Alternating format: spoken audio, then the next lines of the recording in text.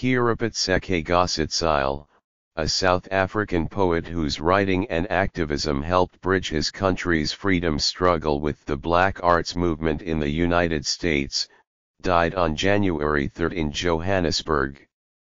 He was 79. His death was announced by the South African government, which did not give a cause. Mr. Kgositsile, whose full name was pronounced Keorapetse Kgositsile, but who was affectionately known as Bra Willie, first received acclaim while living in the United States in the 1960s. When he returned to South Africa after the fall of apartheid in the early 90s, he was welcomed as a national hero. In 2006, he became the second person to be named the country's poet laureate. His poetry addressed themes of black solidarity, displacement, and anti-colonialism with an uncompromising directness. In their declaratory rhythms as well as their content, his poems often echoed the music of Black America and of Africa. "I believe my work is contemporaneous with me," he told LOLA'S, a journal of black literature, in 1972. After moving to the United States in 1962, he said, "My acceptance of my environment did not erase my memories of Africa on the continent. Africa on the continent and Africa in America exist interwoven in my work," he added. "Even past ideas, even past thoughts, even the music in my writing, is a composite of both."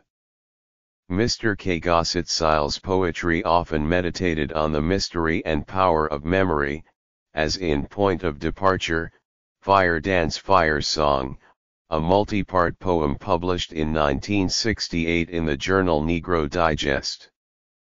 It begins, "Distances separate bodies not people." Later in the poem, he recalls his grandmother. "The elegance of memory deeper than the grave where she went before I could know her sadness, is larger than the distance between my country and I, things more solid than the rocks with which those sinister thieves tried to break our back. I hear her now." Mr. Kgositsile saw his poetry as both art and a call to action. The Last Poets, a spoken word group that gained acclaim in the early 1970s, took their name from the themes in Mr. Kgositsile's poem Towards a Walk in the Sunday. The poem imagines a time when there will be no art talk. The only poem / you will hear will be the spear point pivoted / in the punctured marrow of the villain. After writing briefly for New Age, a left-wing magazine in South Africa, Mr. Kgositsile left the country in 1961 as part of an early wave of activists who were sent abroad by the African National Congress, the outlawed political party that would eventually topple the apartheid regime.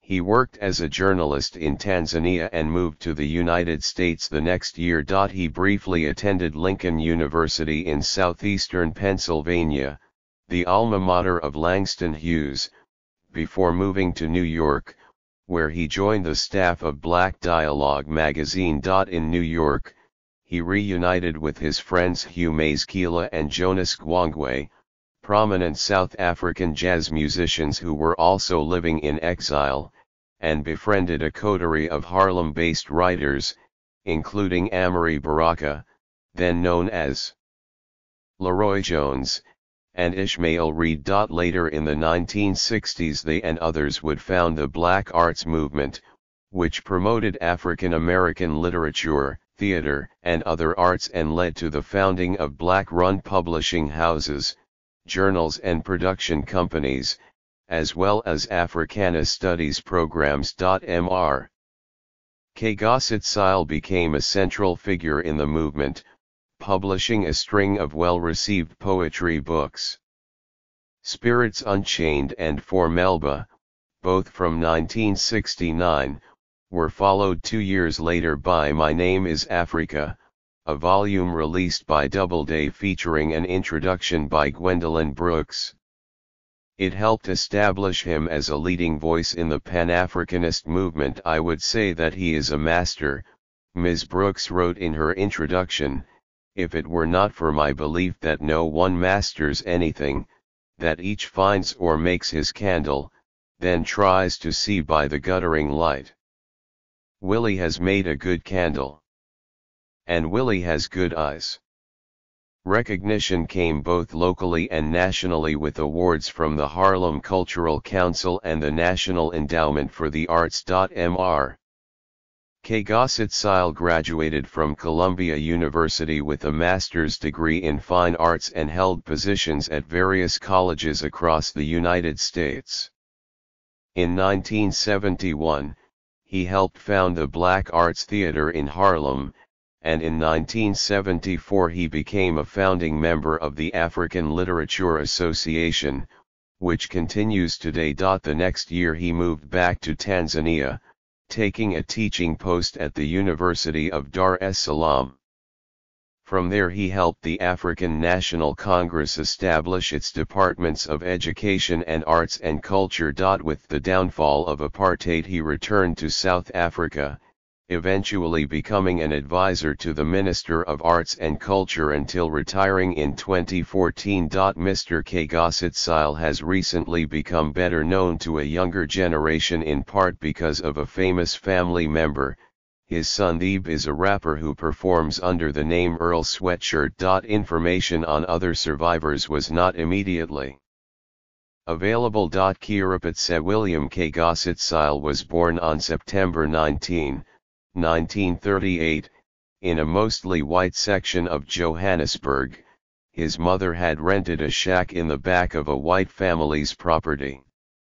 He felt isolated in the neighborhood at an early age. I was forced to start reading all kinds of things, he said in the Kalulu interview. Instead of playing regular children's games, I read. He chose not to attend college rather than submit to the apartheid regime's racially discriminatory Bantu education program. Instead, he did odd jobs before starting to write for New Age. Encouraged by a friend who recognized his talent, he devoted himself to writing, spending up to 18 hours a day reading literature, mostly American and European, and honing his literary voice.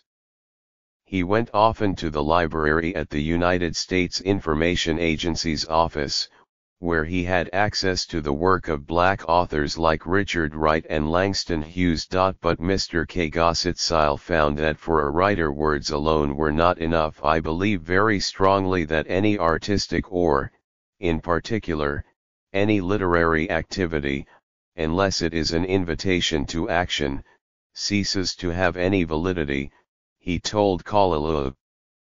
It should mean that the writer himself or herself is willing to participate on the physical level.